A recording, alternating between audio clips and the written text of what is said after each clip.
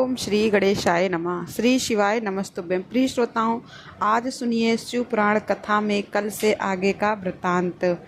आज आप शिव पुराण की कथा का श्रवण करेंगे। नारद जी से ब्रह्मा जी बोले कि जब भगवान शिव अंतर्देह हो गए तब मैंने हंस और श्री विष्णु ने वराह का रूप धारण किया। हंस के ऊपर जाने की गति निश्चित होती है और नीर क्षीर विवेक के कारण तत्व ज्ञान को जानने में तथा तत्व का निर्णय करने में समर्थ हैं, और वराह की गति नीचे उतरने में निश्चित होती है।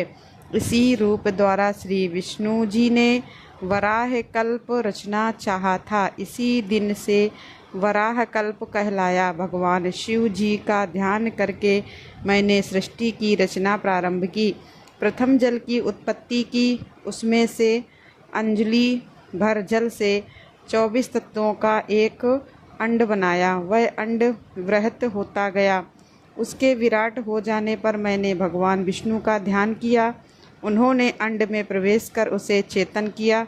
उसके सहस्त्र पैर, सहस्त्र हाथ, सहस्त्र नेत्र, सहस्त्र सिर आदि प्रकट हो गए।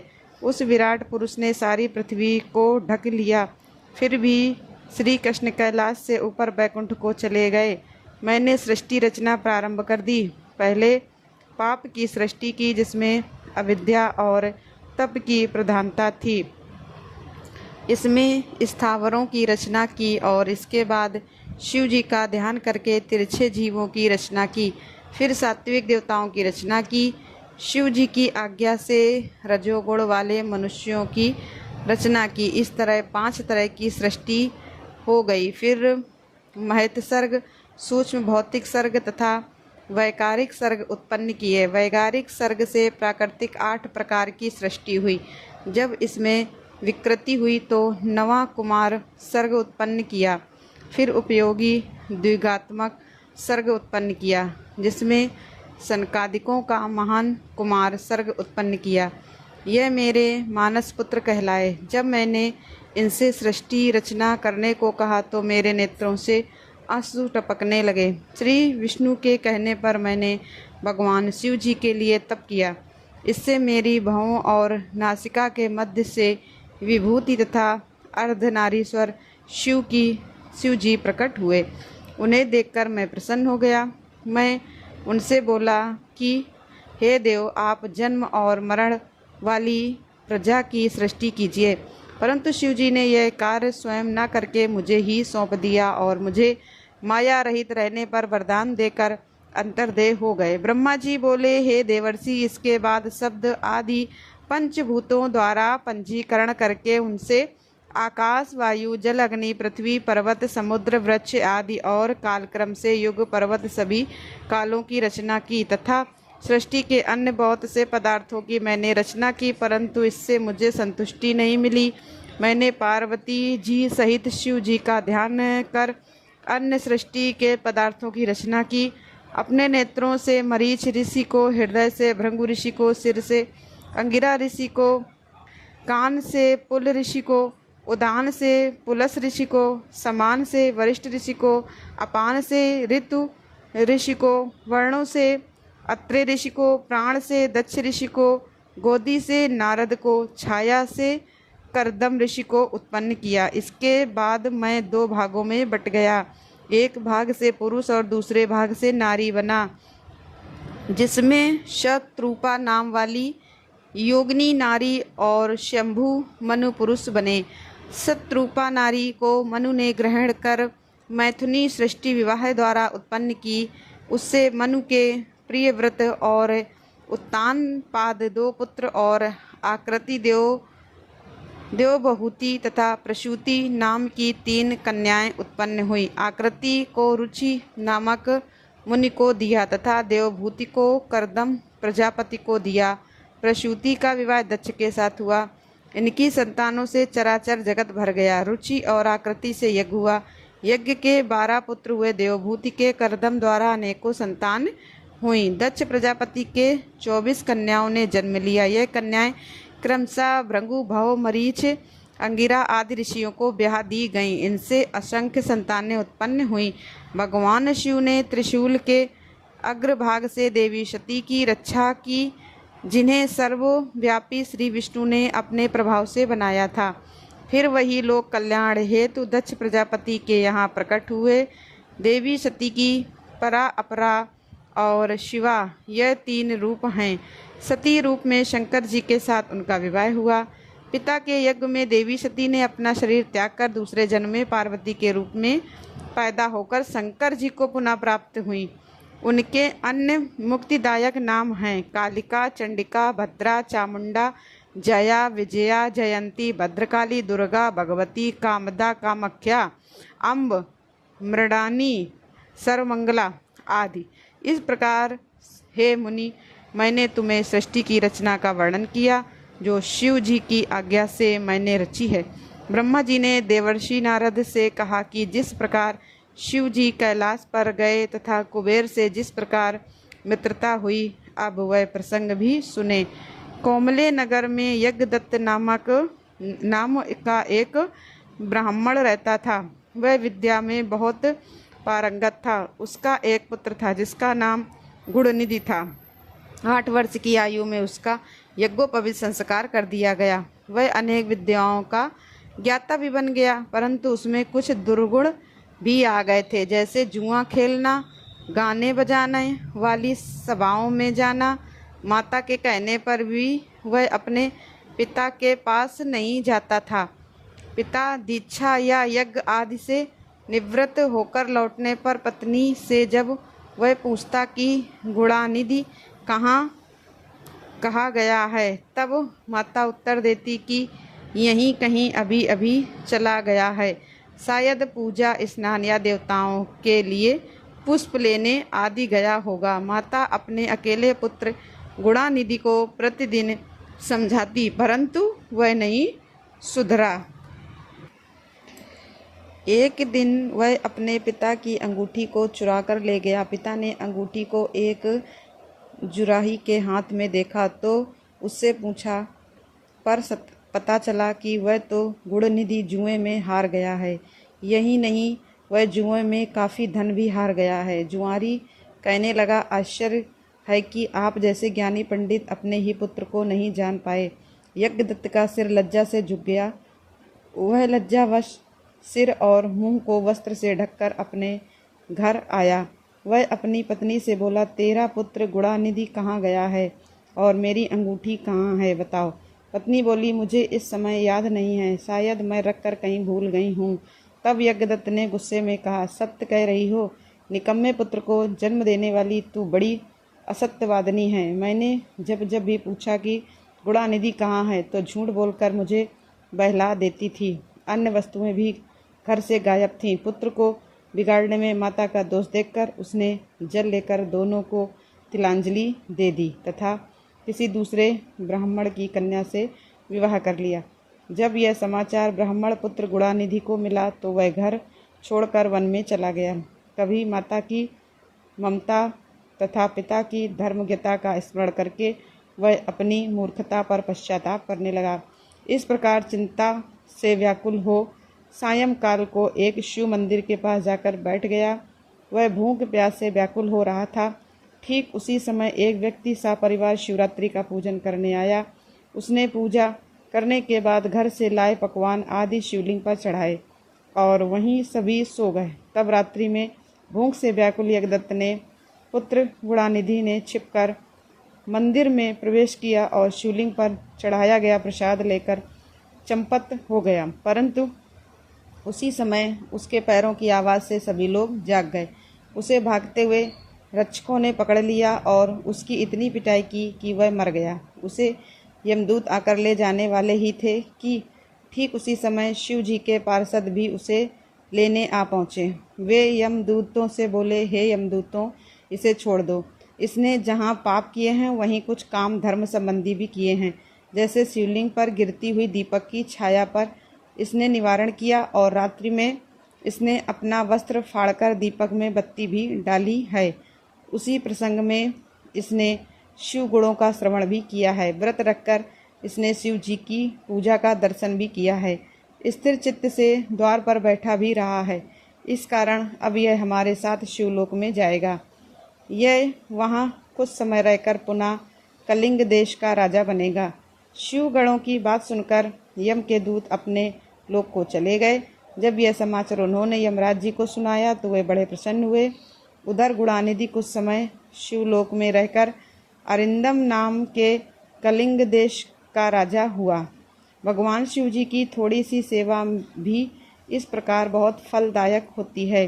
ब्रह्मा जी ने नारद जी को बताया कि जब मेरा प्रथम कल्प पूरा हुआ तब उसमें मेरे मानस पुत्र पुलस से विश्रवा का जन्म हुआ। ऋषि विश्रवा के वैवाण पुत्र हुआ। उसने अलकापुरी का शासन किया। उसने उग्र तप करके शिव जी की आराधना की। उस समय धवाहन कल्प शुरू हो चुका था। वैष्णव के तप से प्रसन्न होकर शंकर जी ने उससे वर मांगने के लिए कहा। शिव जी के तेज से वैष्णव के नेत्र बंद हो गए थे। उसने वरदान मांगा कि मेरे नेत्रों में आपके चरण कमलों के दर्शन होवें। हे मुनियों, यह वही यज्ञदत्त का पुत्र गुणानिधि ही था जो शिव जी की सेवा करके अलकापुरी का राजा बना था। परंतु यहाँ शिव जी के साथ देवी पार्वती जी को देखकर इसने क्रूर दृष्टि की। इससे उसका बायां नेत्र फूट गया। भगवान शिव ने देवी पार्वती से कहा, यह तुम्हारा पुत्र है। यह अब तुम्हें क्रूर दृष्टि से नहीं देखेगा। इस कारण मैं इसे निधियों का स्वामी बनाए देता हूँ। यह गुहों का अधिपति होगा। इतना कहकर भगवान शिव ने उसे धनपति का पद दिया और उससे देवी पार्वती के चरणों में प्रणाम करवाया। देवी पार्वती ने प्रसन्न होकर उसे वरदान दिया कि हे पुत्र, तुम्हारी शिव जी में निर्मल भक्ति बनी रहे। इस प्रकार शिव जी ने उसे विश्वेश्वर नामक स्थान में कुबेर बनाकर अलकापुरी का स्वामी बना दिया और स्वयं उसके पास में ही कैलाश को अपने रहने का स्थान बनाया। इस प्रकार कुबेर देवता धन के स्वामी बने। ब्रह्मा जी नारद जी से बोले कि अब यह आख्यान सुनो कि जिस प्रकार कुबेर कैलाश पर तपस्या करने आया था और उसके तपोबल के कारण भगवान शिव वहाँ पहुँचे थे। कुबेर के तप से रुद्र वहाँ पहुँचे और जोर जोर से अपना डमरू बजाने लगे, जिसकी ध्वनि त्रिलोकी में पहुँचने लगी। वहाँ पर श्री ब्रह्मा, श्री विष्णु और शिव जी अपने असंख्य गणों के साथ ब्रह्मा जी के अंश से उत्पन्न रुद्र के दर्शनों हेतु आए। कुबेर ने शिव जी का पूजन किया तथा उनका आलिंगन किया और अलकापुरी के नज़दीक ही उनका निवास कराया। वहाँ पर शिव जी की आज्ञा से विश्वकर्मा जी ने अनेक भवन बनाए। शिव जी की सिंहासन पर आरूढ़ हुए तथा श्री ब्रह्मा, श्री विष्णु और देवताओं ने उनकी स्तुति की। शिव जी ने अपनी मनोकामनाएं पूर्ण की और फिर सभी प्रसन्नतापूर्वक अपने अपने निवास स्थान को प्रस्थान कर गए।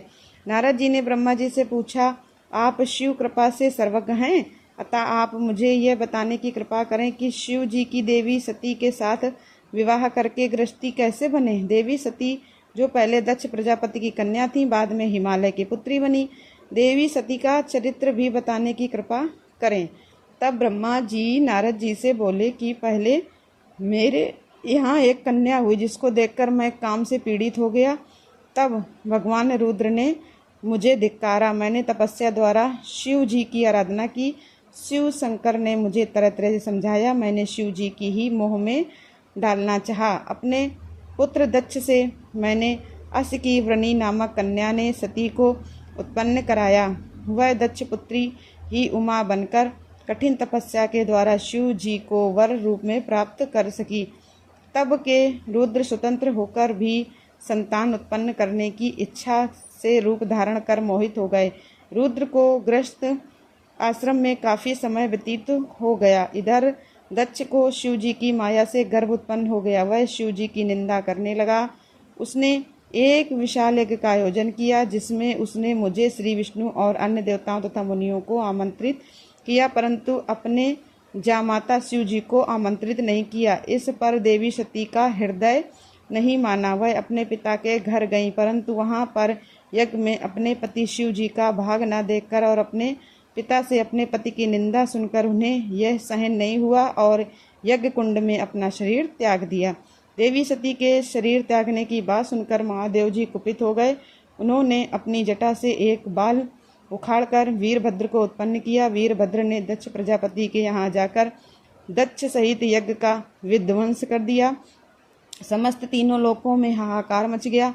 फिर सबने मिलकर शिवजी की स्तुति की। इस पर शिवजी ने कृपा करके दक्ष को पुनर्जीवित कर दिया और उसके यज्ञ को पूरा कराया। देवी सती के शरीर से उत्पन्न ज्वाला पर्वत पर जाकर गिरी और वह ज्वालामुखी बनकर पूज्य बनी। उनके दर्शन से आज भी मनुष्यों की सभी कामनाएं पूर्ण हो जाती हैं। वहीं सती जी दोबारा हिमालय के घर में जन्म लेकर पार्वती जी के नाम से विख्यात हुई और कठिन तपस्या करके शिव जी को प्राप्त करने में सफल रहीं। पहले तो भगवान शिव निर्गुण निर्विकार रूप गुण शक्ति रहित सत असत से दूर परात्पर दिव्य रूप में रुद्र ही थे।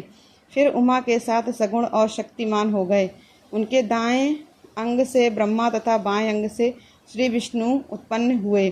तब से सदा शिव के ब्रह्मा विष्णु और रुद्र तीन रूप हुए। ब्रह्मा जी ने सुर असुर और मनुष्यों की रचना की। ब्रह्मा जी ने प्रजापतियों को भी रचा। फिर उन्होंने मरीज, अत्रि, पुल, पुलश, अंकिरा, क्रतु, वशिष्ठ, नारद, दक्ष और भृगु की रचना की। ब्रह्मा जी ने नारद जी को बताया कि जब मैं इन्हें उत्पन्न कर चुका तो मुझे माया का मोह हो गया। तब मेरी भा के बीच में से संध्या नाम की एक कन्या उत्पन्न हुई। उसे देखकर मैं तथा मेरे पुत्र दक्ष, मरीच आदि सोच में पड़ गए। सभी के चिंताग्रस्त होते ही एक काले बालों वाला श्याम वर्ण का स्थूल काया वाला नीचे सुंदर वस्त्र पहने सुंदर कटाक्ष वाला पुरुष प्रकट हुआ। उसके अंगों से सुगंध निकल रही थी। उसने मुझे प्रणाम कर पूछा, मेरे लिए क्या आज्ञा है। मैंने उसे सनातनी सृष्टि उत्पन्न करने का आदेश दिया और मैंने उसका नाम पुष्प बाण रखा। मेरे पुत्र भी तत्व रूप से तुम्हारा स्मरण करेंगे। ऐसा कहकर ब्रह्मा जी मौन हो गए। श्री सूत जी कहते हैं, ब्रह्मा जी बोले कि बाद में पुष्प बाण का नाम ऋषियों के मनमत रखा, क्योंकि उसने सबसे पहले मेरा चित्त मथ दिया था। उसका दूसरा नाम काम पड़ा, तीसरा नाम सदन और चौथा नाम करदम रखा गया।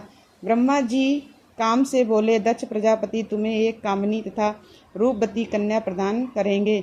उसका नाम संध्या है। काम ने परीक्षण के लिए 5 बाण चलाए। उन 5 बाणों के नाम क्रमशः हर्षण, रोचन, मोहक, शोषण और मारण थे। यह बाण मुनियों को भी मोहित करने वाले थे। संध्या बोली, मैं आपको भी मोहित कर लूंगी। उसने कटाक्ष चलाए। इधर काम के मोहक बाण के लगते ही ब्रह्मा, मरीच, अत्रि, दक्ष आदि सभी मोहित हो गए। संध्या के मन में विकार उत्पन्न हो गया। कामदेव को अपने कर्म पर विश्वास हो गया। ब्रह्मा जी में काम के 49वें भाव खड़े हो गए। पिता ब्रह्मा और भाइयों की यह गति देखकर धर्म को चिंता होने लगी। उन्होंने शिव जी का स्मरण किया। इस पर शिव जी की आकाश में स्थिर होकर बोले, हे ब्रह्मा, तुम्हें काम कैसे उत्पन्न हुआ? यह तो तुम्हारी ही पुत्री है। वेद के मार्ग पर चलने वाले को यह उचित नहीं है। वेद तो तुम्हारे मुख में स्थित है। तुमने फिर इस सत्य के मार्ग को क्यों भुला दिया? फिर मरीच, दक्ष आदि को भी समझाया। तब ब्रह्मा जी लज्जा के मारे पसीना पसीना हो गए। ब्रह्मा जी का विवाह टूट गया। उससे पितृ गणों की उत्पत्ति हुई। दक्ष प्रजापति के पसीने से एक सर्वगुण संपन्न कन्या पैदा हुई। वह रति के नाम से प्रसिद्ध हुई। उसे देखने मात्र से क्रतु आदि का तेज स्खलित हो गया। उस तेज से अन्य पितरों की उत्पत्ति हुई। ब्रह्मा जी ने कहा, तब मैंने तथा दूसरे ऋषियों ने लज्जित होकर काम को क्रोध में भरकर श्राप दे दिया कि जा तू शिव जी के द्वारा ही शीघ्र भस्म हो जाएगा। तब काम ने ब्रह्मा जी से क्षमा मांगी। ब्रह्मा जी बोले, तू भस्म होकर पुनः शिव जी के द्वारा विवाह करने पर पुनः शरीर धारण करेगा। इतना कहकर ब्रह्मा जी अंतर्देह हो गए और सभी मुनि आदि भी अपने अपने स्थानों को चले गए। सबके चले जाने पर दक्ष प्रजापति ने गंधर्व से कहा, हे काम, तुम्हारे समान गुण वाली मेरी पुत्री रति है। इसे तुम पत्नी रूप में स्वीकार करो। रति से विवाह करके कामदेव अति प्रसन्न हुए। उस समय कामदेव ब्रह्मा जी के श्राप को भूल गए। इसी से दक्ष प्रजापति से कुछ न कहकर रति के साथ विवाह रचा लिया। उस समय महान सुखकारी उत्सव हुआ और अपनी कन्या को प्रसन्न देखकर दक्ष भी प्रसन्न हो गए। ब्रह्मा जी ने कहा कि जब मैं कामदेव को श्राप देकर अंतर्देह हो गया तथा शिव जी भी चले गए, तब मेरी पुत्री संध्या दुखी होकर सोचने लगी कि मुझसे बढ़कर पापिन भला कौन होगी, जिसे देखकर पिता और भाई के मन में काम वासना जागृत होती है। इस कारण मैं स्वयं ही अब उसका प्रायश्चित करूंगी। संध्या ने चंद्रभामा नदी के तट पर स्थित चंद्रभागा पर्वत पर जाकर तपस्या करना प्रारंभ कर दिया। ब्रह्मा जी बोले, तब मैंने अपने पुत्र वशिष्ठ के यहाँ संध्या को दीक्षा देने के लिए भेजा। वशिष्ठ जी ने संध्या को भगवान शंकर का मंत्र जप करने को कहा, इससे तुम्हारे सभी मनोरथ पूर्ण होंगे। ओम नमः शिवाय मंत्र से ओम को बाद में लगाकर मौन धारण कर तप करो तथा मौन रहकर ही स्नान करके शिव जी की पूजा करो। आहार के रूप में केवल जल ग्रहण करो, इससे तुम्हारी तपस्या फलदायक बन जाएगी। शिव जी तुम्हारे सभी मनोरथों को पूर्ण करेंगे। इस प्रकार संध्या को वशिष्ठ जी ने तपस्या की सब विधि समझा दी। ब्रह्मा जी बोले, वशिष्ठ जी के चले जाने पर संध्या की विधि पूर्वक तपस्या में लीन हो गई। शिव जी में चित्त लगाए संध्या को एक चतुर्युगी समय व्यतीत हो गया। आकाश में स्थिति होकर संध्या को दर्शन दिए। संध्या इतनी प्रसन्न हुई कि उसने अपने नेत्र बंद कर लिए। तब शिव जी ने संध्या के हृदय में प्रवेश करके उसे दिव्य वाणी और दिव्य नेत्र प्रदान किए और उससे कहा, मैं तुम्हारी तपस्या से बहुत प्रसन्न हूँ, तुम मुझसे इच्छा अनुसार वरदान मांगो।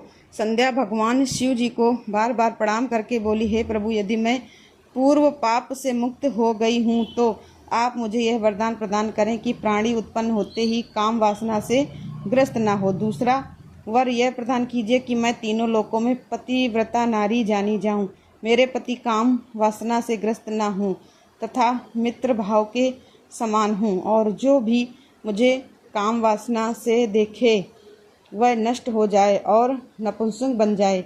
तब भगवान शिव ने तथास्तु कहकर संध्या से पुनः कहा, हे पुत्री, अब मैं मनुष्यों की आयु को 4 भागों में विभाजित कर देता हूँ, शैशव, कुमार, यौवन और वृद्ध। प्राणी जब यौवन अवस्था में आएगा तब ही उसमें काम वासना जागृत होगी। अब कोई भी प्राणी जन्म लेते ही कामी नहीं होगा और इस त्रिलोकी में तुम सर्वश्रेष्ठ सती होगी।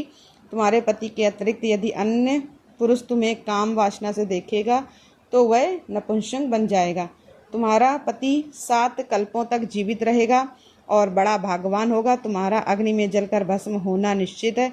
देखो, मेधा तिथि ऋषि 12 वर्ष से यज्ञ कर रहे हैं, तुम उनकी यज्ञानि में जाकर भस्म हो जाओ। इसी पर्वत के नीचे मेधा तिथि तपस्या में लीन होकर यज्ञ कर रहे हैं। तू जैसा पति चाहे वैसा संकल्प मन में धारण कर अग्नि में प्रवेश कर ले तो पुनः तपस्या करेगी और त्रेता में दक्ष प्रजापति की कन्या बनकर यथा योग्य व्यक्ति के संग ब्याही जाएगी।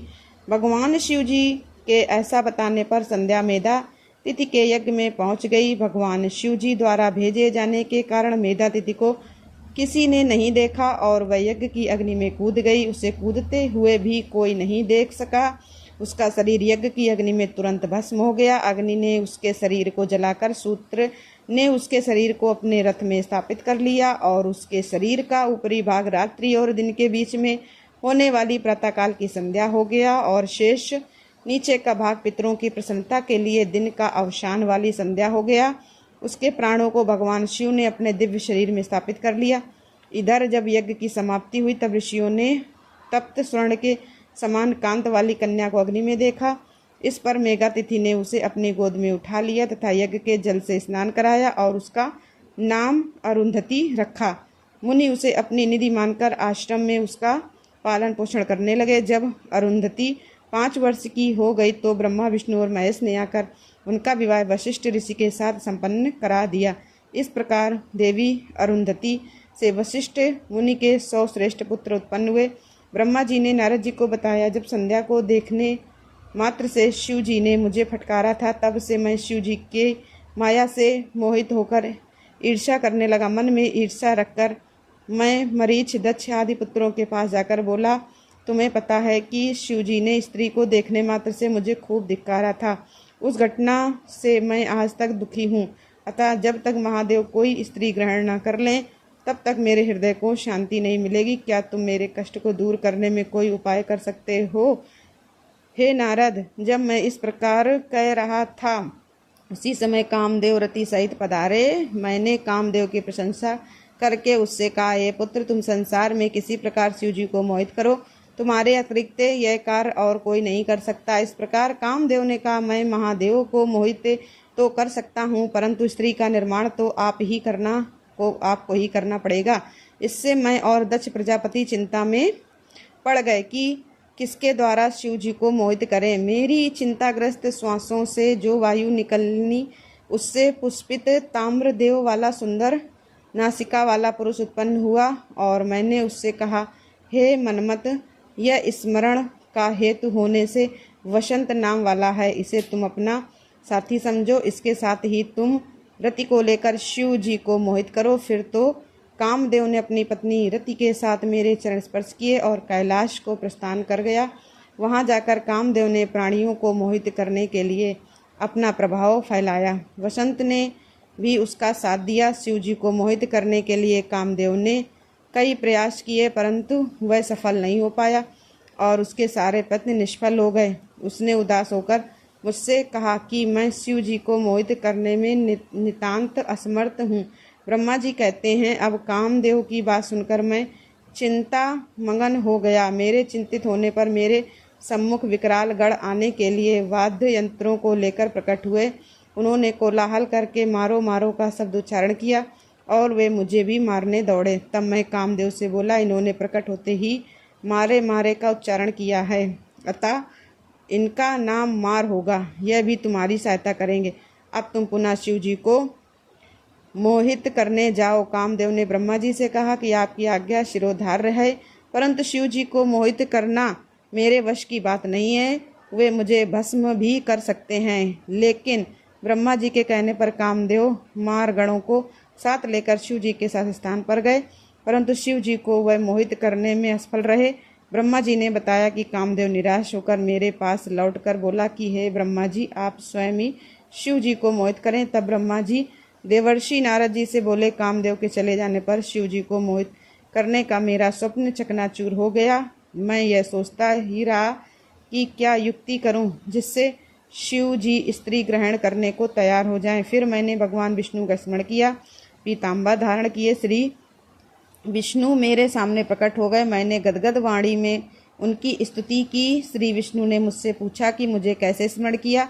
तब मैंने श्री विष्णु को बताया कि भगवान शंकर को मोहित करने के लिए सपरिवार मार्ग और बसंत के साथ कामदेव को भेजा था, परंतु वह असफल रहा। तब भगवान श्री हरि बोले कि तुम ऐसा क्यों करना चाहते हो, पहले मुझे सच सच बताओ कि इसका कारण क्या है। तब मैंने श्री हरि को सृष्टि से उत्पन्न करने की पूरी कथा तथा संध्या को दृष्टि से देखने की बात और शिव जी द्वारा मुझे फटकारना आदि सारी बातें जो कुछ भी घटित हुई थी सब की सब बता दी। शिव जी ने मेरे पुत्रों के समक्ष मेरी निंदा की, उसका मुझे बड़ा दुख है। अब शिव जी द्वारा स्त्री ग्रहण करने पर ही मेरा दुख कम हो सकता है।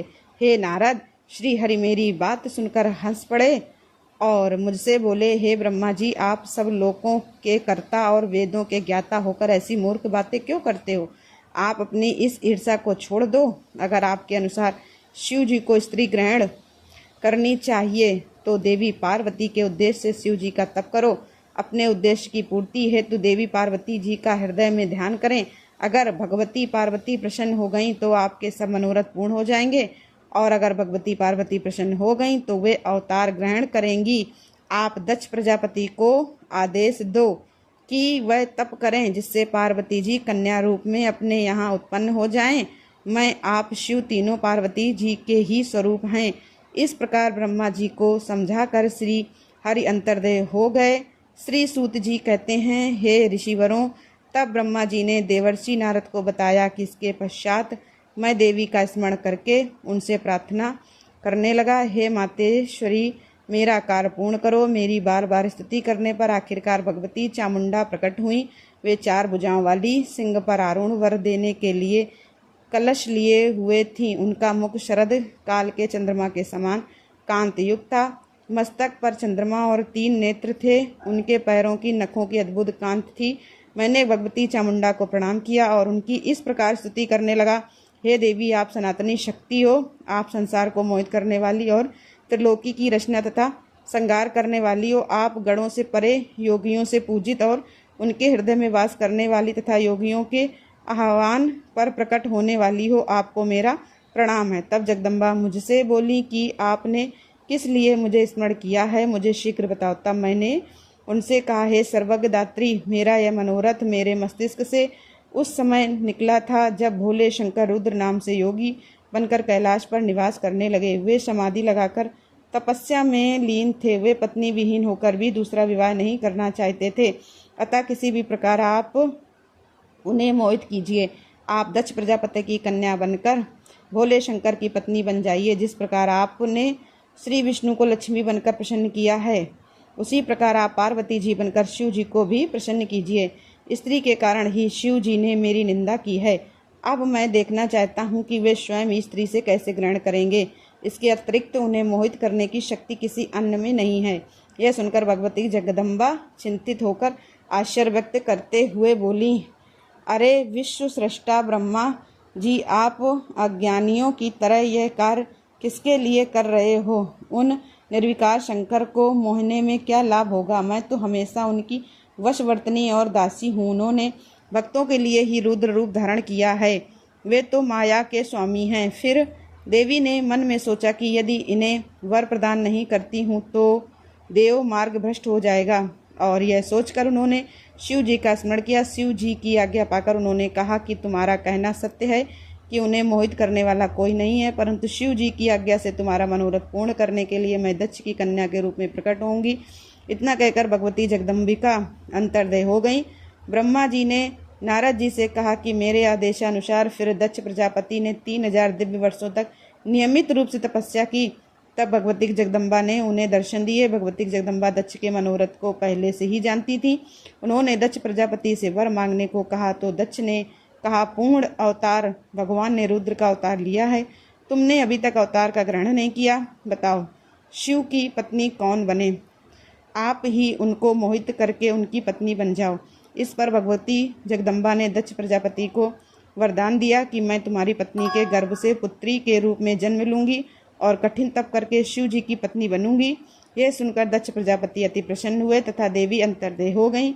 श्री ब्रह्मा जी ने नारद जी को बताया कि दक्ष ने बहुत सी मानसी सृष्टि की, परंतु उसका विकास नहीं हुआ। उन्होंने मुझसे इसका उपाय पूछा तो मैंने दक्ष को उपाय सुझाया। तब दक्ष ने पंचजन के अंग से उत्पन्न कन्या वीरनी को अपनी पत्नी के रूप में ग्रहण किया और उसने मैथुन धर्म स्वीकार किया। वीरनी से दक्ष ने हर्षव नाम के 10,000 पुत्र उत्पन्न किए। अपने पुत्रों से दक्ष प्रजापति ने सृष्टि का विस्तार करने को कहा, परंतु हे नारद, वे तुम्हारे उपदेश के कारण प्रवृत्ति छोड़ निवृत्ति के उपासक बन गए। इसके बाद प्रजापति दक्ष ने पंचजन्या से सबलाश्व नामक हजारों पुत्र उत्पन्न किए, परंतु वे तप में लीन हो गए। इससे दक्ष को बड़ा दुख हुआ और उन्हें श्राप दिया कि तुम पृथ्वी पर स्थिर नहीं रह सकोगे। तुमने साधु स्वभाव से उस श्राप को स्वीकार कर लिया। ब्रह्मा जी कहते हैं, देवर्षि, इसी समय दक्ष के इस बर्ताव को जानकर मैं भी वहां आ पहुंचा और पूर्वत उन्हें शांत करने के लिए सांत्वना देने लगा। तुम्हारी प्रसन्नता को बढ़ाते हुए मैंने दक्ष के साथ तुम्हारा सुंदर स्नेहपूर्ण संबंध स्थापित कराया। तुम मेरे पुत्र हो, मुनियों में श्रेष्ठ और संपूर्ण देवताओं के प्रिय हो, अतः बड़े प्रेम से तुम्हें आश्वासन देकर मैं फिर अपने स्थान पर आ गया। इसके बाद दक्ष प्रजापति ने मेरी अनुनय के अनुसार अपनी पत्नी के गर्भ से 60 सुंदरी कन्याओं को जन्म दिया और आलस्य रहित होकर धर्म आदि के साथ उन सबका विवाह कर दिया। मुनीश्वर, मैं उसी प्रसंग को बड़े प्रेम से कह रहा हूँ, तुम सुनो। मुन दक्ष ने अपनी 10 कन्याएं विधि पूर्वक धर्म को ब्याह दी, 13 कन्याएं कश्यप मुनि को दे दी और 27 कन्याओं का विवाह चंद्रमा के साथ कर दिया। भूत या बहु पुत्र अंकिगरा तथा कृशाश्व को उन्होंने 2-2 कन्याएं दी और शेष 4 कन्याओं का विवाह ताक्ष या अरिष्ट नेममी के साथ कर दिया। इन सबकी संतान परंपराओं से तीनों लोग भरे पड़े हैं, अतः विस्तार भय से उनका वर्णन किया जा सकता है। कुछ लोग शिवा या सती को दक्ष की ज्येष्ठ पुत्री बताते हैं, दूसरे लोग उन्हें मंजली पुत्री कहते हैं और कुछ लोग उन्हें सबसे छोटी पुत्री मानते हैं। कल्प भेद से देखा जाए तो ये तीनों मत ठीक हैं। पुत्र और पुत्रियों की उत्पत्ति के पश्चात पत्नी सहित प्रजापति दक्ष ने बड़े ही प्रेम से अपने ही मन जगदम्बिका का ध्यान किया, साथ ही गदगद वाणी से प्रेम पूर्वक उनकी स्तुति भी की। बार बार अंजलि बांधकर नमस्कार करके वे विनीत भाव से देवी को मस्तक झुकाते थे। इससे देवी शिवा संतुष्ट हुई और उन्होंने अपने प्राण की पूर्ति के लिए मन ही मन यह विचार किया कि अब मैं वीरणी के गर्भ से अवतार लूं। ऐसा विचार करके वे जगदम्बा दक्ष के हृदय में निवास करने लगी। मुनिश्रेष्ठ, उस समय दक्ष की बड़ी शोभा होने लगी। फिर उत्तम मुहूर्त देखकर दक्ष प्रजापति ने अपनी पत्नी में प्रसन्नता पूर्वक गर्भाधान किया। तब दयालु शिवा दक्ष पत्नी के चित्त में निवास करने लगी। उनमें गर्भधारण के सभी चिन्ह प्रकट हो गए। तात उस अवस्था में वीरणी की शोभा बढ़ गई और उसके चित्त में अधिक हर्ष छा गया। भगवती शिवा के निवास के प्रभाव से वीरणी महामंगल रूपिणी हो गई। दक्ष ने अपने कुल संप्रदाय, वेद ज्ञान और हार्दिक उत्साह के साथ प्रसन्नता पूर्वक पूर्ण सवन आदि संस्कार संबंधी श्रेष्ठ क्रियाएं संपन्न की। प्रजापति ने ब्राह्मणों को उनकी इच्छा के अनुसार दंड दिया। उस अवसर पर वीरणी के गर्भ में देवी का निवास हुआ। जानकर श्री विष्णु आदि सब देवताओं को बड़ी प्रसन्नता हुई और उन सब ने वहां आकर जगदम्बा का स्तुवन किया और समस्त लोगों का उपकार करने वाली देवी शिवा को बारंबार प्रणाम किया। वे सब देवता प्रसन्न होकर दक्ष प्रजापति तथा वीरणी की भूरी भूरी प्रशंसा करके अपने अपने स्थान को लौट गए। नारद जब 9वें महीने बीत गए तब लौकिक गति का निर्वाह कराकर 10वें महीने में पूर्ण होने पर चंद्रमा आदि ग्रहों तथा ताराओं की अनुकूलता से युक्त सुखद मुहूर्त में देवी शिवा शीघ्र ही अपनी माता के सामने प्रकट हुई और उनके अवतार लेते ही प्रजापति दक्ष बड़े प्रसन्न हुए और उन्हें महान तेज से दैदीयमान देखकर उनके मन में यह विश्वास हो गया कि साक्षात वे शिवा देवी ही मेरी पुत्री के रूप में प्रकट हुई हैं। उस समय आकाश से पुष्पों की वर्षा होने लगी और मेघ जल बरसाने लगे। मुनीश्वर सती के जन्म लेते ही संपूर्ण दिशाओं में तत्काल शांति छा गई। देवता आकाश में खड़े हो मांगलिक बाजे बजाने लगे। अग्निशालाओं की बुझी हुई अग्नियां सहसा प्रज्वलित हो उठी और सब कुछ परम मंगलमय हो गया। वीरणी के गर्भ से साक्षात जगदम्बा को प्रकट हुई देख दक्ष ने दोनों हाथ जोड़कर नमस्कार किया और बड़े भक्तिभाव से उनकी बड़ी स्तुति की। बुद्धिमान दक्ष की स्तुति करने पर जगन माता शिवा उस समय दक्ष प्रजापति से इस प्रकार बोली जिससे माता वीरणी ना सुन सकें। देवी बोली, प्रजापति, तुमने पहले पुत्री रूप में मुझे प्राप्त करने के लिए मेरी आराधना की थी। तुम्हारा वह मनोरथ आज सिद्ध हो गया। अब तुम तपस्या के फल को ग्रहण करो।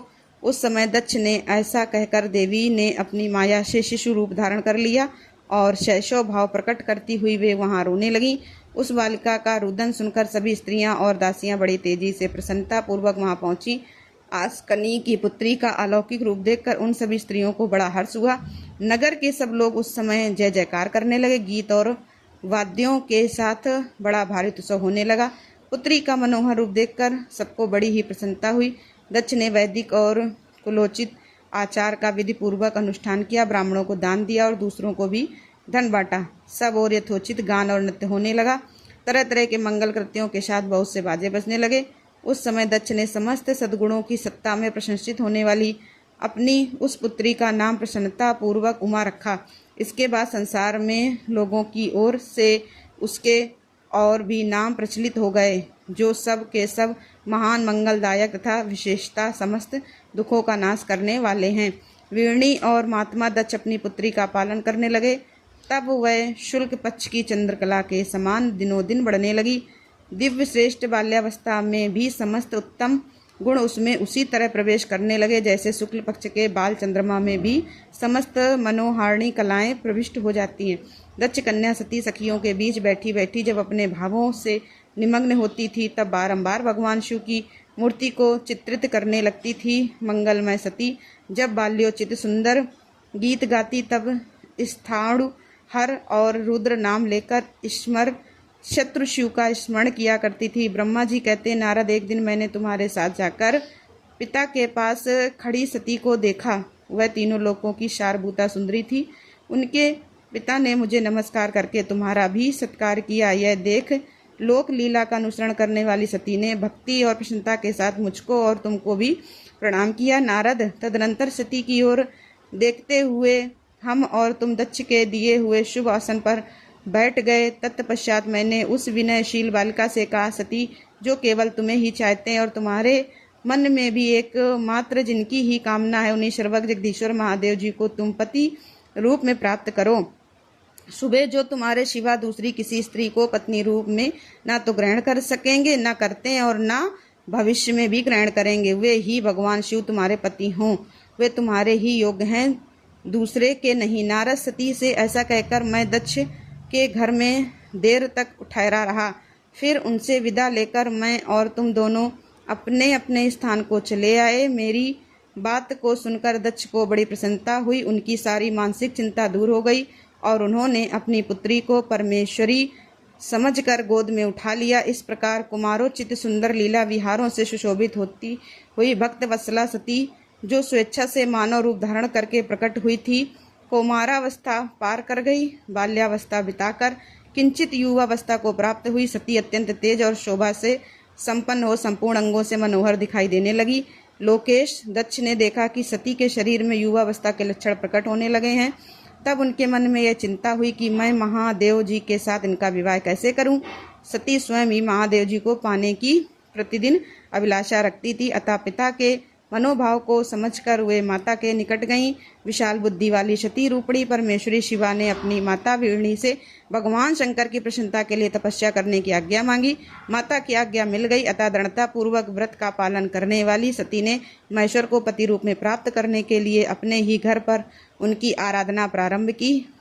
आश्विनी मास में नंदा तिथियों में यानी प्रतिपदा, षष्ठी और एकादशी तिथियों में उन्होंने भक्ति पूर्वक गुड़, भात और नमक चढ़ाकर भगवान शिव का पूजन किया और नमस्कार करके उसी नियम के साथ उस मास को व्यतीत किया। कार्तिक मास की चतुर्दशी को सजाकर रखे हुए मालपुओं और खीर से परमेश्वर शिव की आराधना करके वे निरंतर उनका चिंतन करने लगी। मार्गशीर्ष मास के कृष्ण पक्ष की अष्टमी तिथि को तिल, जौ और चावल से हरि की पूजा करके ज्योतिर्मय दीप दिखाकर अथवा आरती करके सती अपना दिन बिताती थी। पौष मास के शुक्ल पक्ष की सप्तमी को रात भर जागरण करके प्रातःकाल खिचड़ी का नैवेद्य लगाकर वे शिव जी की पूजा करती थी। माघ की पूर्णिमा को रात में जागरण करके सवेरे नदी में नहाती और गीले वस्त्र से ही तट पर बैठकर भगवान शंकर की पूजा करती थी। फाल्गुन मास से कृष्ण पक्ष की चतुर्दशी तिथि को रात में जागरण करके उस रात्रि के चारों पैरों में शिव जी की विशेष पूजा करती और नटों द्वारा नाटक भी कराती थी। चैत्र मास के शुक्ल पक्ष की चतुर्दशी को वे दिन रात शिव का स्मरण करती हुई समय बिताती और ढाक के फूलों तथा दवनों से भगवान शिव की पूजा करती। वैशाख शुक्ला तृतीया को सती तिल का आहार करके रहती और नए जौ के भात से रुद्रदेव की पूजा करके उस महीने को बिताती थी। ज्येष्ठ की पूर्णिमा की रात में सुंदर वस्त्रों तथा भट्ट कटैया के फूलों से शंकर जी की पूजा करके वे निराहार रहकर ही अपना वह मास व्यतीत करती थी।